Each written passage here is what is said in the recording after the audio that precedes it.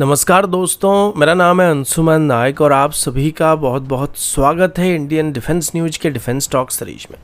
जहां पर हम रोज नए नए डिफेंस अपडेट्स के बारे में बात करते हैं। तो चलिए देर न करते हुए आज की वीडियो शुरू करते हैं।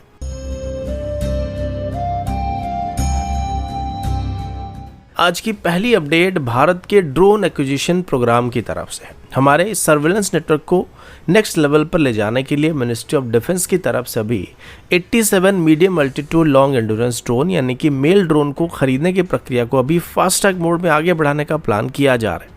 ये एक स्ट्रेटेजिक स्टेप माना जा रहा है जिसका मेन फोकस लैंड और मैरीटाइम बॉर्डर पे रियल टाइम मॉनिटरिंग और रैपिड थ्रेट रिस्पांस कैपेबिलिटी को बेहतर करने का होने वाला है। अब इन ड्रोन्स की कैपेबिलिटी और स्पेसिफिकेशन के बारे में बात करें तो इन मेल ड्रोन के एंड्योरेंस लगभग 30 घंटे से ज्यादा होने वाला है और ये 35,000 फीट की अल्टीट्यूड में ऑपरेट करने के कैपेबल होना चाहिए। यानी ये drone continuous high altitude surveillance provide करने में इंडियन एयरफोर्स को मदद करने वाले हैं, जिसमें इंटेलिजेंस, सर्वेलेंस और रिकॉनेंस यानी कि आईएसआर कैपेबिलिटी शामिल होने वाले हैं। इसका मतलब ये कि आर्मी, नेवी और एयरफोर्स को क्रिटिकल ऑपरेशन एनवायरनमेंट में रियल टाइम डाटा हमेशा मिलता रहेगा, जिस वजह से किसी भी कंडीशन में क्विक डिसीजन मेकिंग पॉसिबल हो पाएगा। अब खास बात यह कि इन ड्रोन में सर्वेलेंस कैपेबिलिटी के अलावा कॉम्बैट कैपेबिलिटी भी शामिल किया जा रहा है। यानी अगर किसी एरिया में थ्रेट डिटेक्ट होता है तो इन ड्रोन्स की मदद से उनको अटैक भी किया सकेगा। ये पूरा प्रोजेक्ट मेक इन इंडिया के अंदर अभी किया जा रहा है और इसमें बनाए जाने वाले ड्रोन्स में 60% ज्यादा इंडिजिनस कंटेंट का इस्तेमाल करना मैंडेटरी रखा गया है। इस टेंडर में भी कई इंडियन डिफेंस फर्म का नाम सामने आ चुका है, जिसमें अदानी डिफेंस,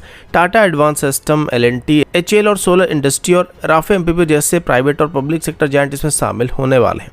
इन सभी कंपनीज का एरोस्पेस और यूवी डोमेन में काफी एक्सपीरियंस रहा है और अभी एक्सपेक्ट किया जा रहा है कि अगर ये साथ मिलकर एक ड्रोन को डेवलप करने की कोशिश करेंगे तो इसको टाइम बाउंड मैनर में डेवलप किया जा सकेगा, फिर वक्त रहते इसको डेवलप किया जा सकेगा।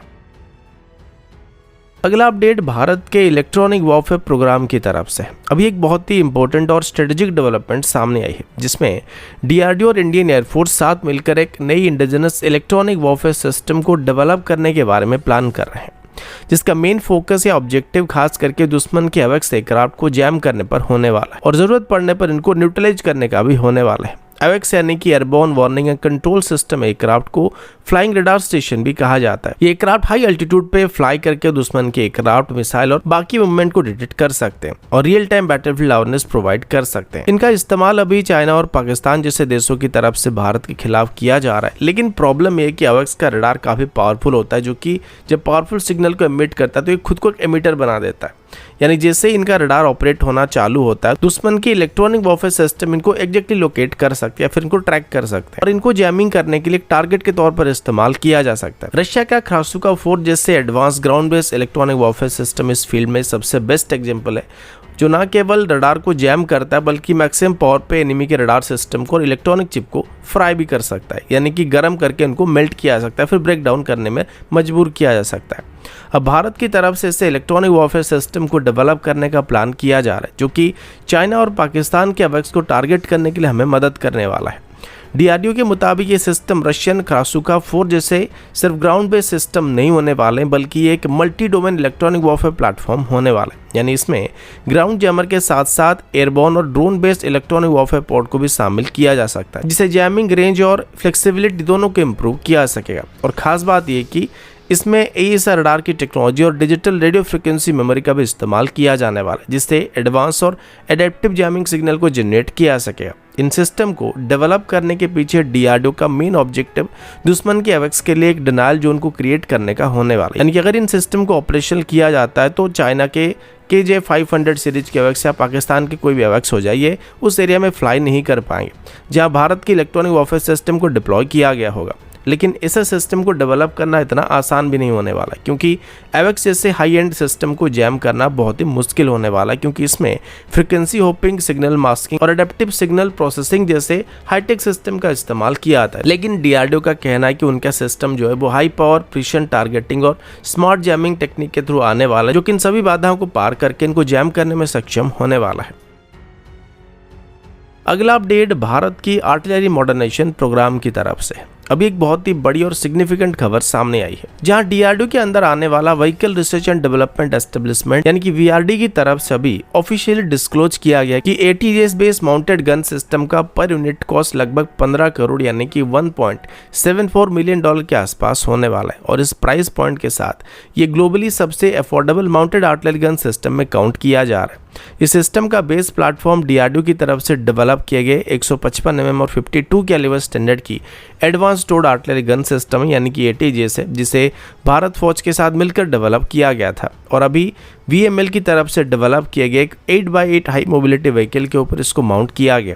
अगर इसे अभी ग्लोबल मार्केट में अवेलेबल सिस्टम के साथ कंपेयर किया जाए तो फ्रेंच सीजर सिस्टम का यूनिट कॉस्ट अप्रॉक्सीमेटली $4.26 मिलियन है। स्वीडिश आर्चर सिस्टम का कॉस्ट $10.41 मिलियन है। यूक्रेनियन वोदाना सिस्टम का कॉस्ट अप्रॉक्सीमेटली $2.5 मिलियन के आसपास है और सर्बियन नोरा V52 सिस्टम का कॉस्ट $7.06 मिलियन है। तो उस हिसाब से देखा जाए तो एटीजीएस को बेस करके जिस माउंटेड गन सिस्टम को बनाया गया है इसका प्राइस काफ़ी सस्ता होने वाला है, लेकिन वहीं पर ये कैपेबिलिटी के मामले में उन गन्स के मुकाबले कहीं पर भी कम नहीं होने वाला है। ये गन 35 किलोमीटर से लेके 45 किलोमीटर तक स्ट्राइक कर सकता है और सबसे बड़ी बात है कि इस गन में 82% तक इंडिजिनस सिस्टम का इस्तेमाल किया गया है और ये एक मेजर कारण है जिस वजह से इसकी यूनिट कॉस्ट को इतना रिड्यूस किया जा सका है।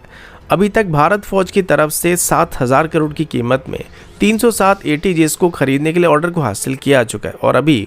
इसी इकोसिस्टम के अंदर एटीजीएस की माउंटेड वर्जन को भी मास प्रोडक्शन में लाने की उम्मीद किया जा रहा है। इंडियन आर्मी की तरफ से भी कुल मिलाकर 814 माउंटेड गन सिस्टम को एक्वायर करने का प्लान किया जा रहा है, जिसमें ये एटीजीएस माउंटेड गन सिस्टम सबसे बेस्ट कंटेंडर माना जा रहा है। ये सिस्टम इंडियन आर्मी की शक्ति based artillery command and control system के साथ भी फुल्ली कॉम्पेटेबल होने वाला है, जिससे हमारी एक्यूरेसी और टारगेटिंग कैपेबिलिटी को और भी इंप्रूव किया जा सकता है। इसका design rapid shoot and shoot tactics को ध्यान में रखकर डिजाइन किया गया, जो मॉडर्न आर्टिलरी वॉरफेयर या मॉडर्न मोबाइल आर्टिलरी वॉरफेयर में काफी क्रूशियल होने वाला है। अब ट्रायल की बात करें तो इंटरनल ट्रायल पहले से ही बालेश्वर में और पोखरण फायरिंग रेंज में कंप्लीट किया चुका है, जहां माउंटेड गन सिस्टम से 100 से भी ज्यादा राउंड को फायर किए जा चुके हैं और सोर्सेज के मुताबिक आर्मी की यूजर ट्रायल को 2026 में शुरू करने का फैसला किया गया, जिसमें इसकी सभी ट्रायल को कंप्लीट करके इसको एफओसी यानी कि फाइनल ऑपरेशनल क्लियरेंस मिलने की उम्मीद किया जा रहा है।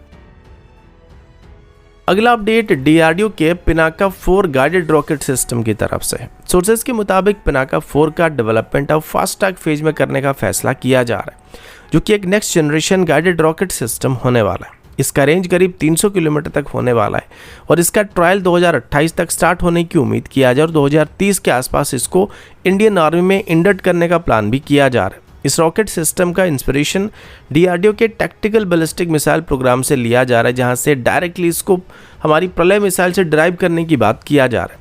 जिसमें इवेसिव मैन्यूवर, फ्लैट ट्रेजेक्टरी और रडार जैमिंग कैपेबिलिटी जैसे कई सिस्टम का इस्तेमाल किया जाने वाला है, जिसे मॉडर्न एयर डिफेंस सिस्टम को कंफ्यूज किया जा सकेगा और इसको एक्यूरेटली टारगेट को हिट करने के लिए इस्तेमाल किया जा सकेगा। सबसे पहले पिनाका मार्क 4 को 2022 की डिफेंस एक्सपो के दौरान डिस्प्ले किया गया था और इसे अभी एआरडी और सोलर इंडस्ट्रीज की तरफ से जॉइंटली डेवलप किया जा रहा है। ये पिनाका की प्रीवियस वेरिएंट के 213 mm की साइज के मुकाबले थोड़ा बड़ा होने वाला और इसका डायमीटर अप्रॉक्सीमेटली 300 mm तक होने वाला है। इसमें एक 250 kg तक की वॉरेट को भी इस्तेमाल किया जाने वाला और इसमें डीआरडीओ की तरफ से डेवलप किए गए जीएनसी सिस्टम भी मौजूद होने वाला है, जो कि इसे गाइडेंस सिस्टम को प्रोवाइड करने वाला है और रिपोर्ट के मुताबिक इसका सर्कुलर एयर प्रोबेबल बस 10 मीटर के अंदर ही होने वाला है, जिस वजह से खास करके प्रिसिजन स्ट्राइक मिशन को करने के लिए इसका इस्तेमाल किया जाने वाला है। ऑपरेशन सिंदूर के दौरान पाकिस्तान की तरफ से अपनी फतेह 2 रॉकेट को भारत के खिलाफ इस्तेमाल किया गया था, जिनको भारत की एमआरसैम की तरफ से काउंटर किया गया था और अभी उसके बाद सेम तरीके की स्ट्राइक को करने के लिए पिनाका 4 को डेवलप करने का प्लान फास्ट ट्रैक मोड में आगे बढ़ाने का फैसला किया जा रहा है, जिसे शॉर्ट रेंज बैलिस्टिक मिसाइल या ब्रह्मो जैसे क्रूज मिसाइल का कॉस्ट इफेक्टिव ऑप्शन के तौर पर आगे चल के इंडियन आर्मी में इस्तेमाल किया जा सकता है। अगला अपडेट रशिया की तरफ से, जहां पर रशिया की तरफ से भारत को एक स्ट्रेटेजिक डिफेंस ऑफर को वहां पे दिया जा रहा है, जिसमें Su-57E 5th जनरेशन फाइटर के साथ अभी S-70 Okhotnik B unmanned combat aerial vehicle यानी कि UCAV को भी MUM-T यानी कि मैंड अनमेंड टीमिंग सिस्टम के साथ भारत को ऑफर किया जा रहा है। सोर्सेज के मुताबिक अगर भारत अभी Su-57E को ऑर्डर करता है तो उसके साथ अभी ओखतनिक UCAV का पैकेज भी भारत को वहां पे मिलने वाला है, जिसे जॉइंटली Su-57E के साथ ऑपरेट करने के लिए डिजाइन किया गया। रिसेंटली डिफेंस मिनिस्ट्री की तरफ से अर्जेंट रिक्वायरमेंट को देखते हुए 5th जनरेशन फाइटर को डायरेक्टली खरीदने का प्लान किया गया है और इसके लिए अभी रशिया और यूएस दोनों कम्पीट कर रहे हैं। अभी तक रशिया की तरफ से अपनी Su-57 को फुल टेक्नोलॉजी ट्रांसफ़र और सोर्स कोड एक्सेस के साथ भारत को ऑफर करने का फैसला किया जा चुका है और अभी इसके साथ S-70 UCAV को भी भारत को ऑफर करने की बात रशिया की तरफ से किया जा रहा है। S-70 ओखतनिक भी एक heavy unmanned combat aerial drone है जो फ्लाइंग विंग डिज़ाइन के ऊपर बेस्ड है। इसका वेट अप्रॉक्सीमेटली 20 टन के आसपास है और इसका विंग स्पैन करीब 20 मीटर के आसपास है। ये स्टेल्थ कोटिंग और कंपोजिट मेटल के साथ डिज़ाइन किया गया, जिस वजह से इसका रडार क्रॉस सेक्शन काफ़ी कम है।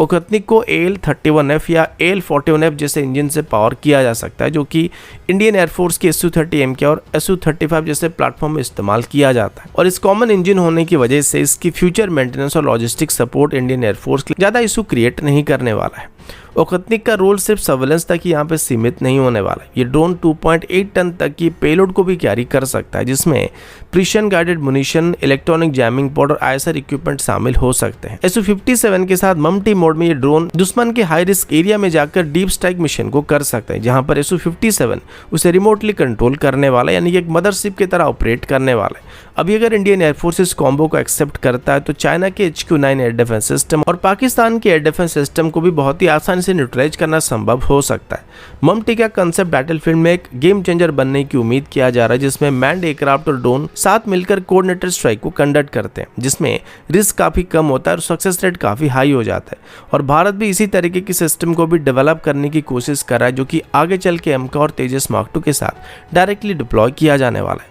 तो दोस्तों अभी के लिए इतना ही, मिलता हूँ आपसे अगले वीडियो में, तब तक के लिए जय हिंद, वंदे मातरम।